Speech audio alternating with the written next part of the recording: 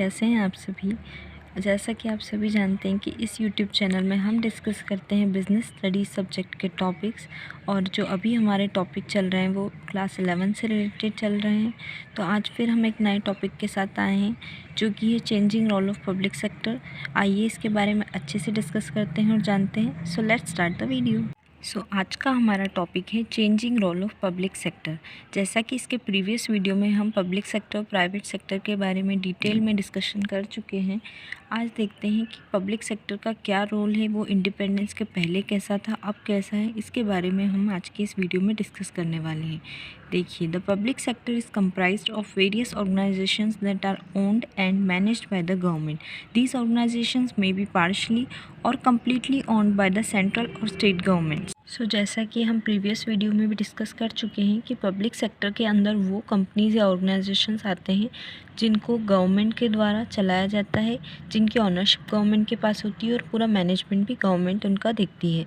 ये ऑर्गेनाइजेशंस या तो पूरी तरह सेंट्रल गवर्नमेंट के होते हैं या स्टेट गवर्नमेंट के भी हो सकते हैं या दोनों के मिलकर भी हो सकते हैं। इन्हीं को हम पब्लिक सेक्टर के अंदर देखते हैं। They may also be a part of the ministry or formed by a special act of parliament. The government participates in the economic activities of the country through these enterprises. जैसा कि हमने different forms of public sector enterprises के बारे में पढ़ा था, जिसमें departmental undertaking आती है या कोई मिनिस्ट्री जब किसी एक कंपनी को पूरा कंट्रोल में लेती है अपने डिपार्टमेंट में, जैसे रेलवे डिपार्टमेंट हो गया, या किसी स्पेशल एक्ट से कोई कंपनी बनती है जिसे हम पब्लिक कॉरपोरेशन या स्टैट्यूटरी कॉरपोरेशन कहते हैं, या गवर्नमेंट कंपनीज। इस तरह की अलग अलग तरीके से पब्लिक सेक्टर की कंपनीज होती हैं जिनका मेन मोटिव होता है कि गवर्नमेंट कैसे भी इकोनॉमिक एक्टिविटीज़ के अंदर इन्वॉल्वमेंट करती है, इन कंपनीज के थ्रू हमारे इंडिया की इकोनॉमी के अंदर वो अपना योगदान देती है। When India gained independence in 1947, the economic condition of the country was very poor. There were hardly any public sector enterprises other than the railways and the postal services. जब हमारा भारत आज़ाद हुआ, जब हम लोग इंडिपेंडेंट हुए 1947 में, तब जो हमारी इकोनॉमिक कंडीशन थी वो कंट्री की काफ़ी ख़राब थी और उस समय पर बहुत कम पब्लिक सेक्टर की इंटरप्राइजेस थी। सिर्फ रेलवे और पोस्टल सर्विसेज जो कि ब्रिटिश द्वारा दी गई थी, उसी तरह की पब्लिक सेक्टर इंटरप्राइजेस थी। इसके अलावा पब्लिक सेक्टर का कोई खास रोल नहीं था इंडिपेंडेंस के समय। It was determined that public sector would play a big hand in our economic development. उसके बाद ये डिसाइड किया गया कि पब्लिक सेक्टर जो है हमारी इकोनॉमी में एक इम्पॉर्टेंट रोल प्ले करेगा, उसके डेवलपमेंट के लिए काम शुरू किया गया। लेकिन फिर and then again in the 1990s the trend changed again. In 1991 India opened up its economy and started the process of globalization. देखिए, 1990 तक पब्लिक सेक्टर को डेवलप किया जा रहा था, लेकिन जो इकोनॉमिक कंडीशन है वो फिर भी उतनी बेहतर नहीं हो रही थी भारत की। तो 1990 से फिर ट्रेंड चेंज हुआ पब्लिक सेक्टर के साथ। आप सभी को पता है 1991 में इकोनॉमिक रिफॉर्म हुआ हमारा, और उसमें LPG करके जो नीति आई थी, लिबरलाइजेशन, प्राइवेटाइजेशन एंड ग्लोबलाइजेशन की, उसके थ्रू जो बाहर की कंपनीज़ है वो भारत में आने लगी, प्राइवेटाइजेशन को बढ़ावा मिलने लगा। तो अब पब्लिक सेक्टर के लिए और भी जो प्रॉब्लम्स थी वो आने लगी और इसका डेवलपमेंट और ज़्यादा ज़रूरी हो गया था, क्योंकि ग्लोबलाइजेशन के बाद मल्टीनेशनल कंपनीज भारत में इंटर कर रही थी और पब्लिक सेक्टर के लिए और भी कंपटीशन बढ़ता जा रहा था। The role of public sector was also re-evaluated. Now the public sector was to actively participate in a competitive market with the private enterprises. अब जो है पब्लिक सेक्टर का रोल और भी ज़्यादा उसको फिर से सुधारा गया, उसको भी कॉम्पिटिटिव मार्केट में सर्वाइव करने के लिए और अच्छे से काम करना होगा प्राइवेट इंटरप्राइजेस के साथ। इस तरह से 1991 के बाद जो पब्लिक सेक्टर का रोल है वो काफ़ी चेंज हुआ हमारी इंडियन इकोनॉमी के अंदर।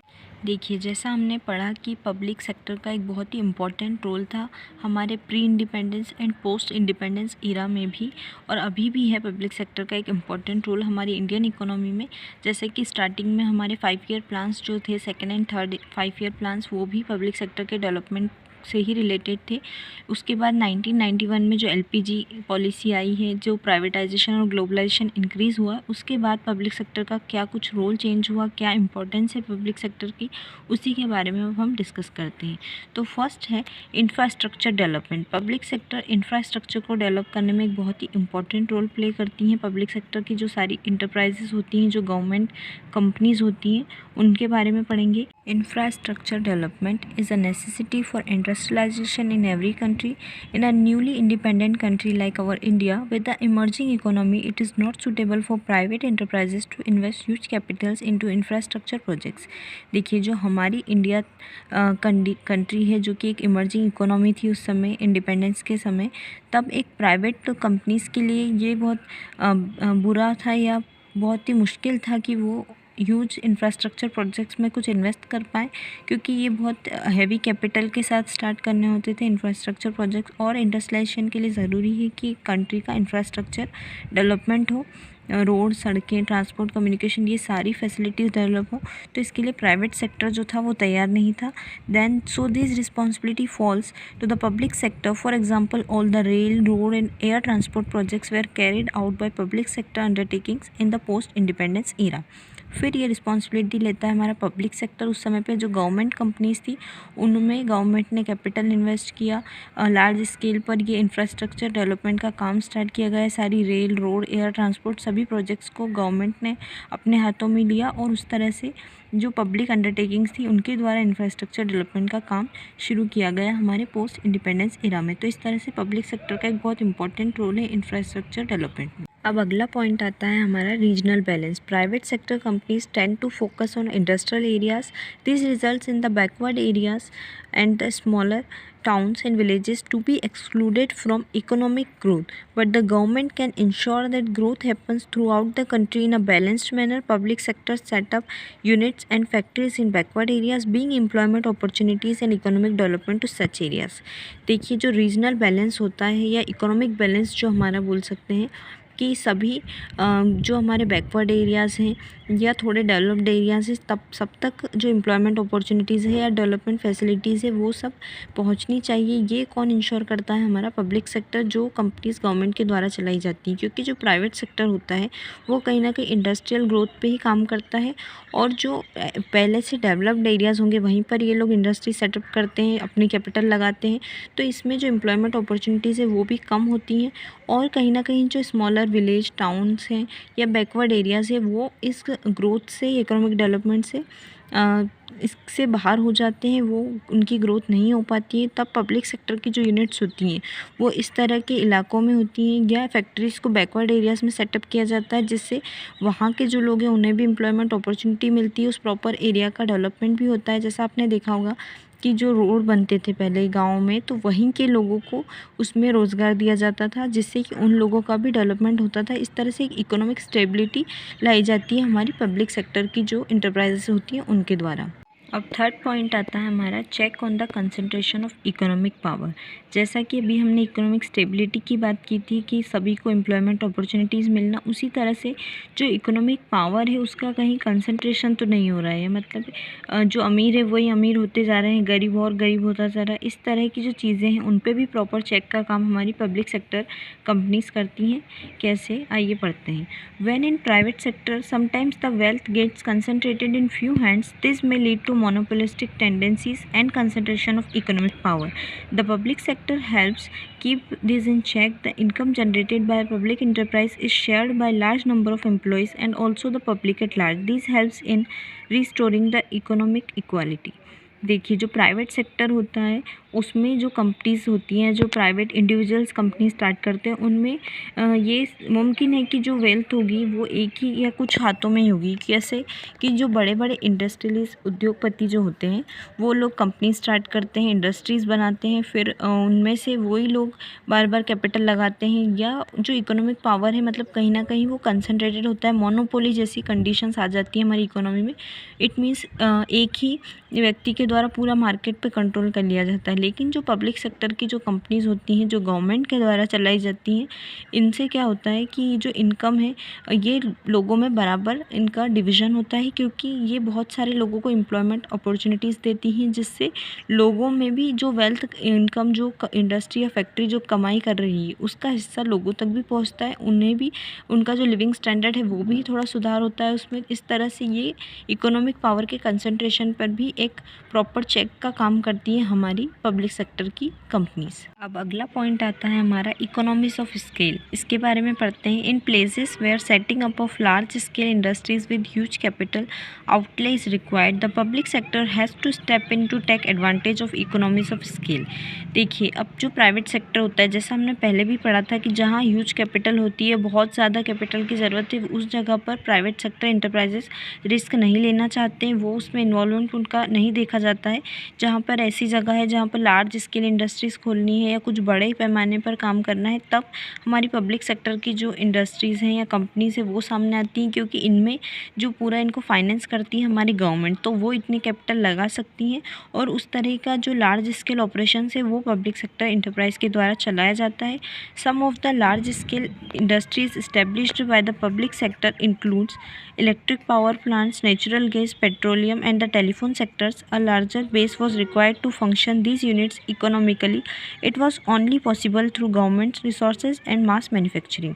देखिए, जो ऑयल, गैस, पेट्रोलियम या natural gas, electric power plant, इस तरह के जो बड़े पैमाने पर जो इंडस्ट्रीज सेटअप की जाती हैं, लार्ज स्केल ऑपरेशन जो किए जाते हैं, वो पब्लिक सेक्टर के द्वारा किए जाते हैं, क्योंकि इनमें जो गवर्नमेंट होती है वो फाइनेंस करती है, इन्हें पूरा मैनेज करती है। इस तरह से जो लार्ज स्केल ऑपरेशन है वो पब्लिक सेक्टर के द्वारा ही किए जाते हैं। अब नेक्स्ट पॉइंट है import substitution. At the time of second and third 5-year plans, the basic aim of India was to be self reliant in many areas. At that time it was difficult for India to obtain foreign exchange and import heavy machinery which could help in building a strong industrial base. देखिए, जो हमारा second या third 5-year plan, जैसा हमने previous भी discuss किया इसके बारे में कि वो किस बात पर डिपेंड था। मेन एम इंडिया का यही था इन उनके दूसरे और तीसरे 5-year प्लान्स में कि भारत को कैसे भी सेल्फ रिलायंट होना है, यानी जो अब भी चलता है कि आत्मनिर्भर भारत होना चाहिए, हमें कोई चीज़ किसी देश से लेने की ज़रूरत ना पड़े, उसका निर्माण हम हमारे ही देश में करें। तो इस तरह से, क्योंकि फॉरेन एक्सचेंज भी नहीं था भारत के पास इतना कि वो इम्पोर्ट कर पाए हैवी मशीनरीज़ को, जिनसे कि कुछ अच्छा इंडस्ट्रियल बेस तैयार हो सके, तब क्या हुआ कि जो हमारी पब्लिक सेक्टर है, इन इंडस्ट्रीज़ ने बहुत मदद की। देखिए, पढ़ते हैं। Therefore to help the economy with import substitution, various public sector companies involve in heavy engineering were established. Besides these, various public sector companies like MMTC etcetera also played a crucial role in the expansion of exports of the country. देखिए, जब इस तरह का जो import करने की ज़रूरत पड़ी हैवी मशीनरीज़ को, तब पब्लिक सेक्टर आगे आता है और बहुत सी हैवी इंजीनियरिंग मशीन्स या हैवी मशीनरीज़ को भारत में ही डेवलप किया गया इन पब्लिक सेक्टर कंपनीज़ के द्वारा। गवर्नमेंट ने खुद डेवलप करवाए, क्योंकि इनको इम्पोर्ट करना उतना ज़्यादा फ़ायदेमंद नहीं था भारत के लिए, और भारत सेल्फ रिलायंट बनना चाहता था। और इसके अलावा बहुत सी ऐसी फिर कंपनीज़ पब्लिक सेक्टर की, जैसे कि जिनका नाम हम अब भी सुनते हैं, MMTC जो है हमारा metals and minerals trading corporation of India, जो कि एक सबसे बड़े ट्रेडिंग कॉरपोरेशंस में से है, पब्लिक कॉरपोरेशंस में इंडिया के, जो कि एक्सपोर्ट करता है भारत से। यानी पब्लिक सेक्टर का रोल आप देख सकते हैं कितना इम्पोर्टेंट हो गया भारत के लिए, कि वो एक्सपोर्ट में भी आगे कर रहा था इंडिया को। तो इस तरह से आज हमने देखा कि क्या रोल रहा पब्लिक सेक्टर इंटरप्राइजेस का हमारे इंडियन इकोनॉमी में। एंड इसी के साथ हम हमारा आज का वीडियो यहीं एंड करते हैं। आई होप आप लोगों को बहुत अच्छे से आज का टॉपिक समझ में आया होगा। जो पब्लिक सेक्टर के चेंजिंग रोल के बारे में हमने पढ़ा, वो आप लोगों को अच्छे से समझ में आया होगा। टिल देन बाय बाय, अपना बहुत ध्यान रखिए एंड प्लीज़ लाइक कीजिएगा, चैनल को सब्सक्राइब करना मत भूलिएगा अगर अच्छा लगा हो तो। Thank you for watching the video.